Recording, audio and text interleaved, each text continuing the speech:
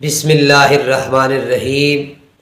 رزق کے اندر خیر و برکت اور گھر کے اندر ہر قسم کی برکت اور رحمت کے لیے انتہائی لاجواب اور بے مثال عمل ہے۔ اس کا آپ حسب ضرورت یا کم از کم 40 دن تک آپ اس کا ورد وظیفہ کریں، انشاءاللہ رزق کے اندر برکتیں بھی آئیں گی، گھر کے اندر رحمتوں اور برکتوں کا نزول ہوگا۔ سورہ کوثر، انا اعطیناک الکوثر فصل لربک وانحر ان شانئک ھو الابتر۔ اول آخر درود پاک پڑھ لیں اور اس سورہ مبارک کا ورد کریں، انشاءاللہ گھر کے اندر خیر و برکت کا نزول ہوگا۔